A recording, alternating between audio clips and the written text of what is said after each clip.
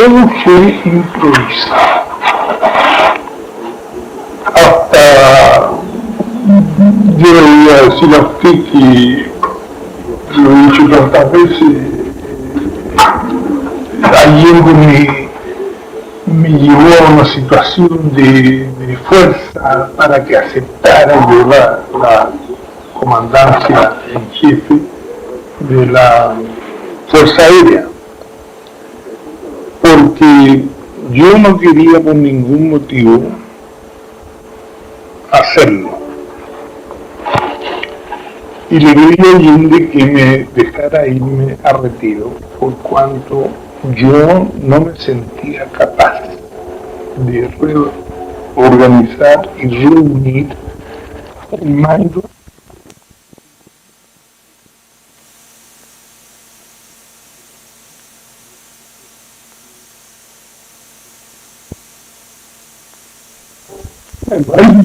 para que yo entrar en detalle, ¿no es cierto? Durante 2 días conversaciones cada 3 horas, cada 4 horas, donde él insistía en que yo tomara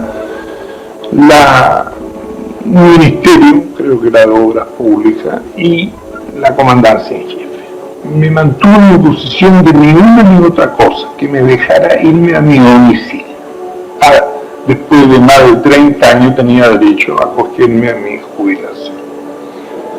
Cuando vio esta posición, él se enojó y mandó llamar a otro general que seguía después de mí, y este le contestó delante de mí, por eso lo puedo decir, que si yo no era capaz de unificar la institución, mucho menos lo podía hacer él, ni ninguno de los que seguían para atrás. Y todos entonces están de acuerdo. Eso se lo doy como un antecedente para decirle que no había detrás de esto, yo le estoy hablando, fíjese, del 18 de agosto, fecha en que asumí, un deseo o una intención de tomar el mando. Todo el mundo tendrá aspiraciones en su vida, ¿no es cierto? Y creo que yo también las he tenido en mi vida de ser comandante en jefe, pero no en esas condiciones en que se estaba viviendo. Era algo gigantesco. Además de que veíamos ya en esa fecha, 18 de agosto, veíamos el país balanceándose hacia una estrepitosa caída. Nosotros los generales de la Fuerza Aérea fuimos los más francos, los más abiertos.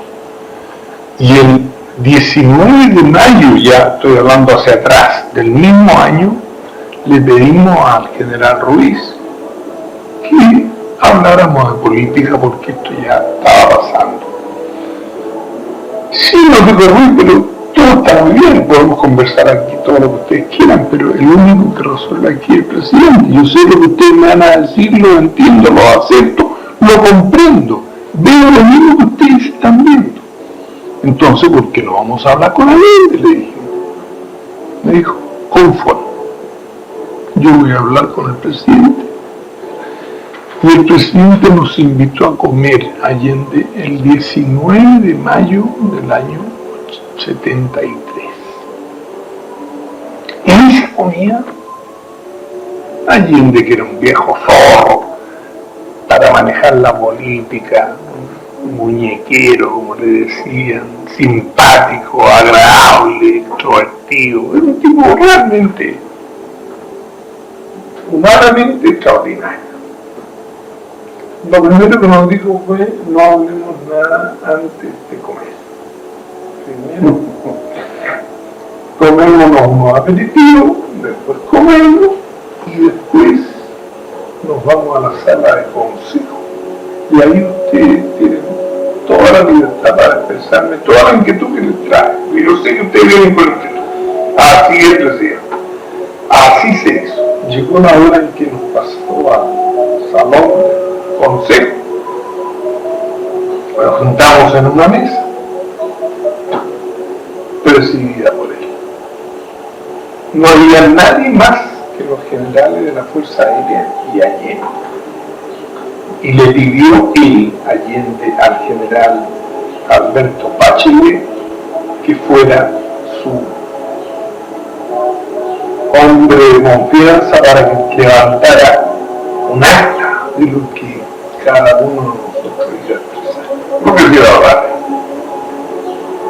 Esa acta, bueno, yo nunca la vi, nunca supe más de ella, pero él tomó nota, Bachelet tomó nota de esa forma. Y cada uno de nosotros en forma sucesiva fue planteándole los problemas contingentes que se vivían en Chile a partir, antes del gobierno que él presidía. Yo me acuerdo que enfoqué el problema desde la democracia cristiana hacia cada uno dispuso unos 15 minutos para hablar. Y antes nos distribuimos los temas. Tú hablas sobre el problema judicial, tú hablas sobre el tema interior, tú hablas sobre el tema Fuerzas Armadas, tú hablas sobre... ¿Para qué ¿Cuántos serán los generales en ese entonces? Éramos lo mismo siempre, la Fuerza Aérea en momento, nunca suplantan, éramos con el comandante en jefe incluido, éramos 21.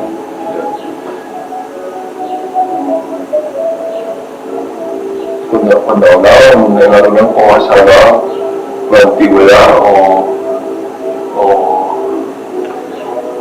Exacto, el general Ruiz dispuso que primero hablara yo, que era el número 2, ¿no es cierto? Y él se reservó para el final. Pero fuimos en orden de antigüedad, el 2, el 3, el 4, el 5, el 6. Y finalmente Ruiz cerró el curso. Ahí se me dijo a Allende todo lo que creo yo que sentía el pueblo chileno mayoritariamente hablando. Lo que teníamos todos. Y lo demás, que nada teníamos los militares, los que habíamos nacido y vivido en una democracia. Que era todo el cuerpo de generales ahí presente, ahí no era ninguno hijo de dictadores. Conocíamos en los últimos 50 años de la vida política chilena, más o menos. Pero le fuimos haciendo ver que la situación del país nos llevaba a un momento gravísimo, que era el de definir nuestras conciencias. Y en el momento que nos sentíamos arrinconados contra la muralla, nos sentíamos vilipendiados por ciertos sectores del gobierno y nos sentíamos vilipendiados por la opinión pública, que nos consideraban unos cobardes, unos gallinas, que nos arrojaban trigo a los pies en la calle, que no podíamos subirnos a un vehículo público, porque todo el mundo quería que nosotros interviniéramos, por lo menos los sectores acomodados del país, hablemos de clase media hacia arriba, del pueblo, lógicamente que el pueblo estaba viviendo en momentos de disiparse, en momentos de euforia, que hay que reconocer que nunca el pueblo de Chile logró tener mayor medio adquisitivo que como lo tuvo en esa época. Había dinero, pero no había medio para gastar el dinero. Y entonces se produjo el mercado negro. Bueno, esa es la historia económica que ustedes conocen mejor que yo. Pero esta reunión no se dejó punto, que no se tocó, que nosotros le debíamos gravedad. Allende vivió impasible todo esto. Salvo en un punto, cuando habló en general Orlando Gutiérrez, quien le expresó que él se sentía comprometido, que no sabía hasta dónde iba a poder las Fuerzas Armadas contenerse, y que él veía que venía un rompimiento que podría llevar a un cambio de gobierno. Ahí perdió el control del señor Allende lo hizo callar, lo amenazó, le gritó. ¿Quién no le dijo? Bueno, siguió la reunión, terminó hasta Ruiz, donde Ruiz lo único que hizo fue decir: yo estoy de acuerdo, presidente, con lo que han expresado mis generales hoy día, esta noche. Usted, créame o no me crea, yo comparto el pensamiento que es el pensamiento de Chile. Y en resumen, yo les recomiendo, como su comandante en jefe, que la situación es tan grave, no solo desde el punto de vista de Fuerzas Armadas, que usted debe a la brevedad hacer un cambio de rumbo y un cambio de política. Hay medidas urgentes que adoptar. Y que se han visto en esta reunión que se puso. Ahí se habló del NIR, se habló del BOC, se hablaron del crimen de Sujo, y se habló de todo lo que había sucedido en los últimos 10 años, creo yo, en Chile. El señor Allende, después de oírlo, pronunció una charla de unos 45 minutos para demostrarnos cuán equivocados estábamos y cuán errados estábamos. Que él no había perdido el control, porque dentro de la charla se le dijo que teníamos que había perdido totalmente el control del país, que él jamás había perdido el control, que él tenía y sabía perfecto el rumbo que llevaba y sabía al puerto que iba a llegar. Y para esto, como le digo, con su magnífico don de la palabra, puso en 45 minutos que esto era un paraíso y que estábamos sufriendo la transformación natural que tienen que sufrir todos los pueblos que quieren liberarse del imperialismo, etcétera, etcétera, etcétera.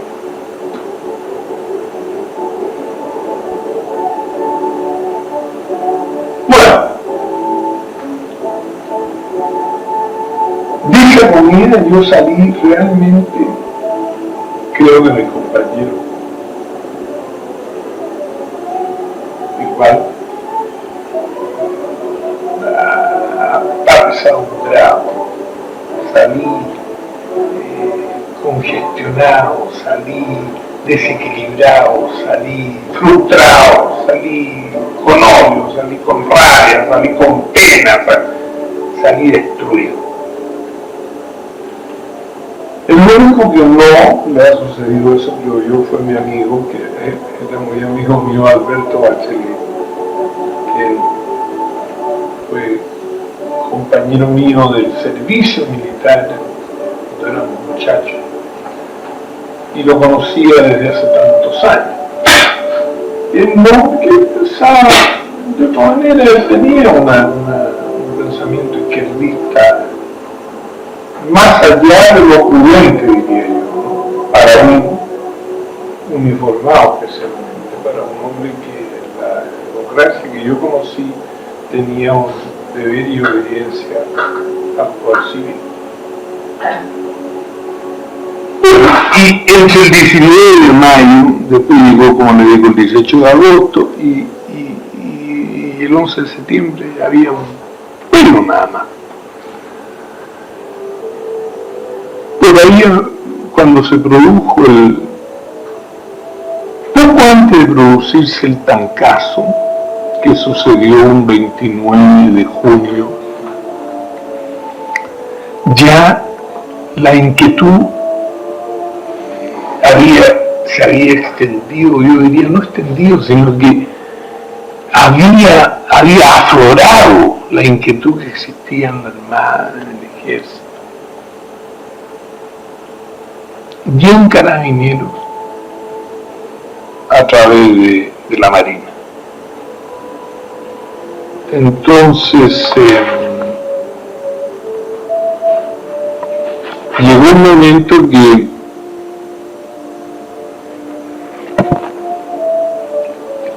se decidió hacer este comité de los 15. Porque no había conspiración. Yo llamo conspirar cuando usted está haciendo las cosas a espaldas de su jefe. Pero aquí no había conspiración porque cada rama le dijo lo que sentía a su respectivo comandante. Y los 3 comandantes vieron que tenían una papa caliente muy grande en sus manos. Y lo primero que recomendaron fue hacer un comité de los 15 compuesto por 5 generales o almirantes de cada institución, excepto Carabinero, que nunca fue considerado fuerza armada en policía.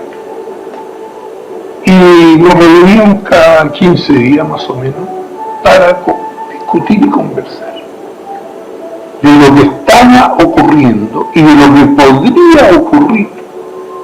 Pero en estas reuniones había siempre un pensamiento absolutamente reacio a cualquier discusión política abierta con Allende, que era el general Prats. Para él,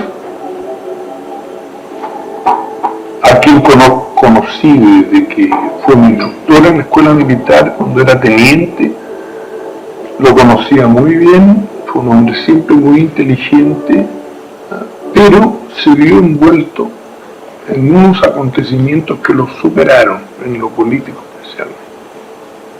Y él lo único que veía en que Allende iba a llevar el país a puerto, de que Allende no iba a fracasar, que habían sido unos sectores o grupúsculos, pero que no había mayor importancia.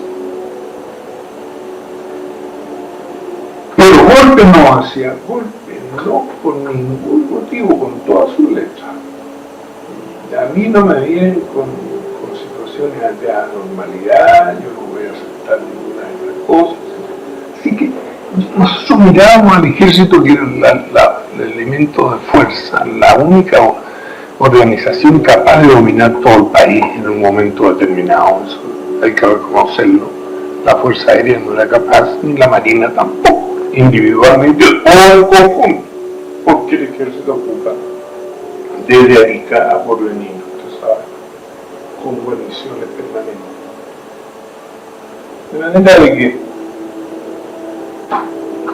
cuando veíamos a un ejército que no tenían comunicación entre ellos, que no se comunicaban los generales entre ellos, que solamente se habían definido a 5, que así 3 o 4, no alcanzaban ni a 5, que eran izquierdistas, y el resto nadie sabía.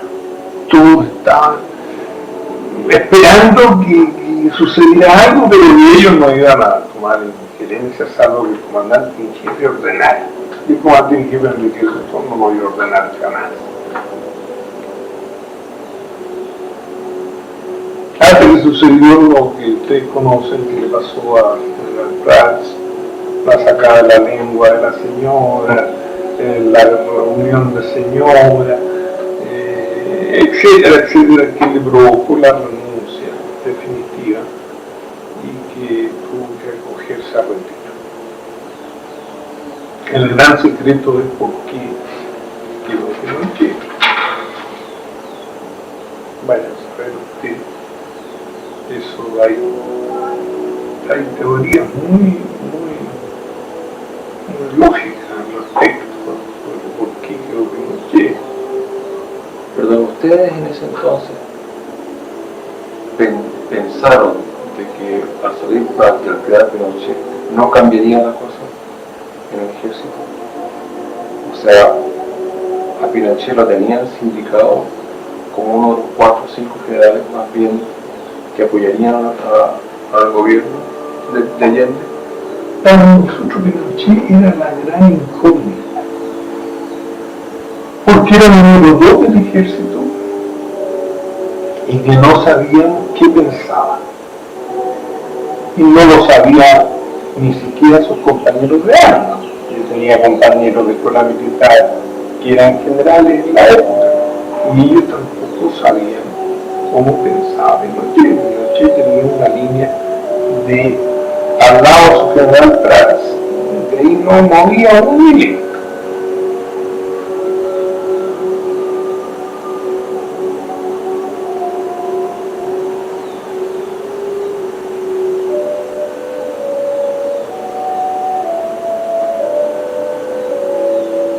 Pero nosotros en nuestros debates angustiosos que teníamos los generales de la Fuerza Aérea nos preguntábamos a veces, bueno, ¿y qué va a suceder en el caso de que esto se venga al suelo? Nosotros no pensábamos dar golpes, sino que se derrumbara el régimen, que viniese la revolución social ya absoluta. ¿Qué va a suceder en el ejército? ¿Quién va a asumir en el ejército? Porque a Pinochet no lo conocía. Y si caemos en manos de un militar, como nosotros lo llamamos así, entre comillas, de un milico bruto que sea una bestia y que nos lleve quizás dónde y después no podamos parar el carro. Por otro lado, si no hacemos nada, vamos a ser testigos inermes de lo que viene, porque ya en esos momentos era tanta la presión y la agitación social, y yo no sé si ustedes estaban en Chile o no, pero la gente de la Unidad Popular tenía un eslogan que gritaba día y noche por radio, por televisión y en la calle: tenemos el gobierno, pero no tenemos el poder. Poder total, poder total. Ese era el grito, el eslogan que tenían. Ellos querían el poder absoluto. Se unía el 73, correspondía a cambio de gobierno el 76. Nadie de nosotros, honestamente, creíamos que podría haber un cambio de gobierno en las condiciones que se estaban viviendo.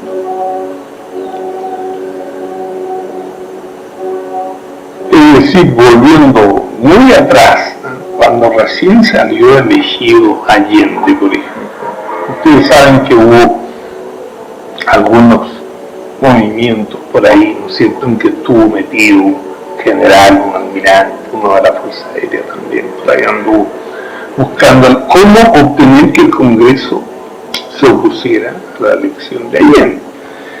Y yo fui uno de los que se me consultó indirectamente. Yo sabía que estaba siendo consultado, usted sabe que está siendo consultado, pero no se da por aludido porque quiere expresar su opinión al respecto también, ¿no es cierto? Me mandaron un emisario al bosque donde yo era director de la Escuela de Aviación, a consultarme, a conversar muy agradablemente temas de este tipo. Y yo había planteado lo que había planteado todo el día. Las Fuerzas Armadas no, por ningún motivo, ingresan a la vida política. Las Fuerzas Armadas deben mantenerse ajenas al problema. Pero es que Allende es socialista, marxista. Bueno, pero tiene su posibilidad, el Congreso lo consagró, tiene que tener su chance, tiene que tener su oportunidad. Ahora, si él se sale de los marcos constitucionales, si él viola, si él allá es otra situación que ya no es de vida constitucional normal. Pero yo era partidario y siempre lo fui de la vida constitucional absoluta en Chile. Lo dije siempre y creo que lo decíamos no solo yo, sino el 90% de los generales. Bueno, y cuando se produce lo de nombran a Pinochet. Y Pinochet, lo primero que hace es pedir la renuncia a todos los generales.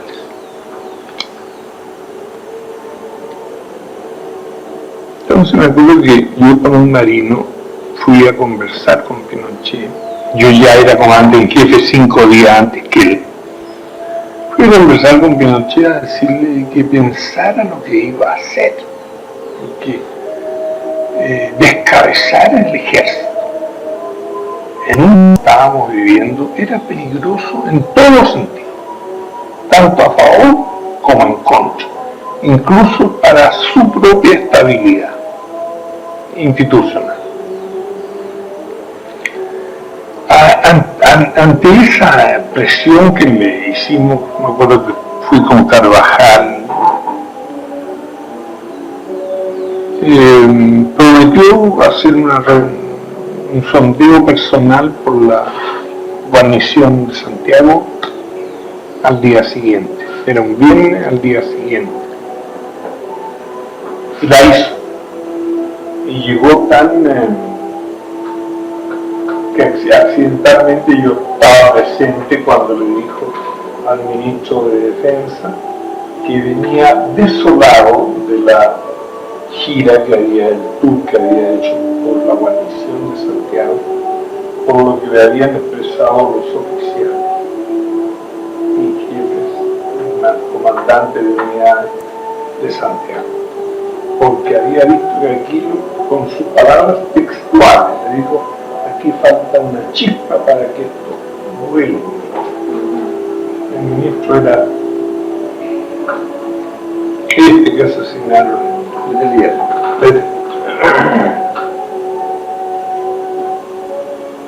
Ya cambió su manera de proceder con respecto a la renuncia de los generales y fue al final ya quitándose y salvo el reemplazo de 3 generales que renunciaron voluntariamente, se fueron junto con Prats, Sepúlveda,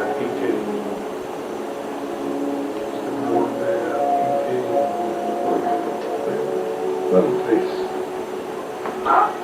Los demás quedaron en actividad. A todo esto seguían las reuniones. Ya cuando subió Pinochet no hizo más las reuniones de los 15, pero se siguieron manteniendo reuniones ya en carácter conspirativo, diría yo, porque eran sin el conocimiento de los comandantes en jefe, excepto el mío. Pero el mío ya se había ido a saber, ya claro, había subido yo el 18, claro, se había ido. Pasaron siendo conspirativas porque no se hacían, salvo yo que era el comandante en jefe, los demás todos eran secundarios. Y así estaban las cosas, socialmente hablando, cada vez peor, hasta que llegó el día 9 de septiembre, donde pronunció un discurso el señor senador Altamirano, en el cual reconoció que en ese momento Altamirano estaba siendo desaforado por el Congreso para ser juzgado por intromisión en las Fuerzas Armadas, por haber tenido reuniones con suboficiales de la Marina.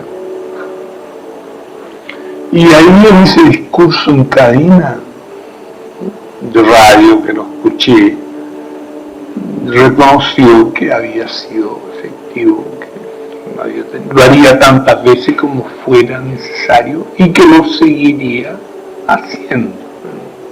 Entonces eso nos alarmó ya a un grado que yo me sentí responsable.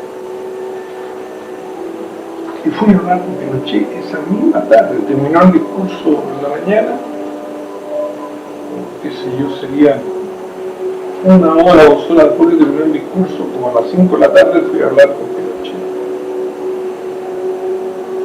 Y le dije si había escuchado el discurso de Altamirano. Me dijo que sí. Bueno, le dije, tú no piensas hacer nada, porque te advierto que si el ejército no hace nada, la fuerza aérea algo hace. Porque esto no puede ser. En eso estábamos cuando llegaron de Valparaíso 2 almirantes mandados por un almirante y un navío enviado ya créanme que no me acuerdo, creo que llegó Carvajal también. La cuestión es que de Valparaíso llegó el almirante Huidobro, con un comandante de navío, creo que González, y creo que Carvajal, el almirante Carvajal, creo que también. Y venían a lo mismo, con un mensaje escrito en el mismo que ustedes conocen, pidiendo que todo esto se hiciera el 14 a las 6 de la mañana. Yo le dije, voy, porque yo no puedo seguir esto un minuto más. Y él lo pensó un poco, hizo comentarios baladí, dijo que si habíamos pensado que esto nos podía costar la vida, un tema de ese tal que se tomó el acuerdo. En ese momento entraron recién a coordinar a las tres fuerzas para que fueran y que se tomaran control absoluto del gobierno. Entre 48 horas, del 9 al 11 se hizo, y la cosa salió bastante más cruenta de lo que habíamos pensado. ¿Cruenta de ¿Por qué se llama? Porque yo pensé que no iba a haber reacción de ningún tipo, que la masa trabajadora iba a aceptar los hechos y los acontecimientos. Pero hubo reacción por lo menos durante varios días en Santiago. En provincia no estoy en antecedentes de todas las provincias, pero en las que la Fuerza Aérea estaba, no hubo. Pero en Santiago hubo bastante francotiradores durante por lo menos 3 o 4 días. Es cierto que se temía de que en zonas, por ejemplo, como la zona del Carbón, podría tomarse mucho tiempo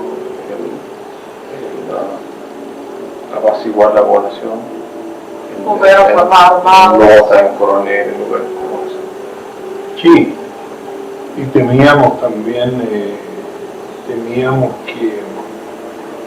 que los cordones aquí industriales de Santiago estaban planificados, tenían el armamento. Lo que pasa es que esta gente nunca creyó, nunca pensó, yo creo que se sorprendió totalmente.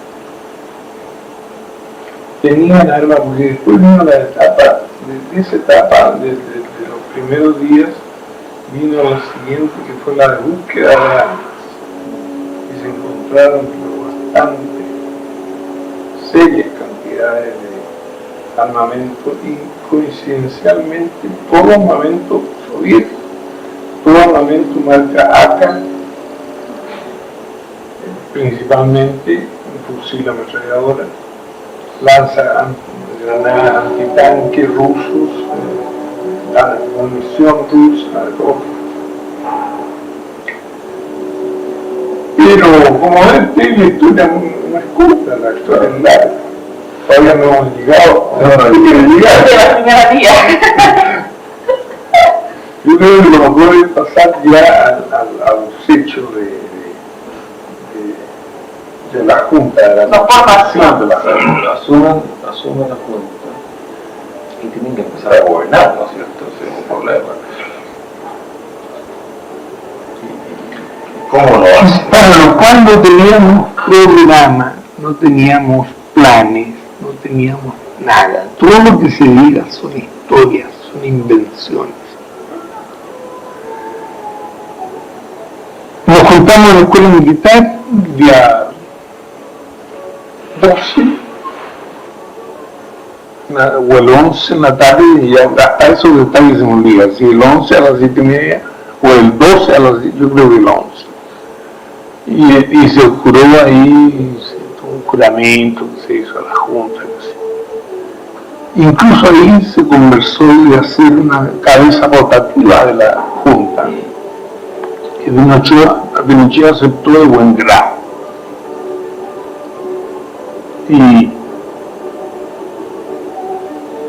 Pero no se dijo si sería por un año, 2 años, se conversó en términos generales. No, ahí no se conversó en términos todavía de nada. De allí nos trasladamos al Ministerio de Defensa Nacional, donde ya se entró ya había un pregabinete que formado, que por ejemplo los aviadores no habían sido nombrados por mí, sino que nombrados por mi segundo, tercero, cuarto, la gente que me seguía, porque yo estaba en el puesto de mando y no estaba preocupado de esto. Habían propuesto a gente que me pareció normal y bien, no le puse ninguna objeción. Y así se constituyó el primer gabinete nombrado ahí en el Ministerio de Defensa. Ustedes tuvieron que hacer algún tipo de, juntarse, conversar cuántos nombramientos les corresponderían a distintas ramas, ¿quién decidió quiénes iban a hacer esto? ¿O fueron una comisión de todas las Fuerzas Armadas? No, eso no fue organizado de ninguna manera. Yo de luego no le di ninguna importancia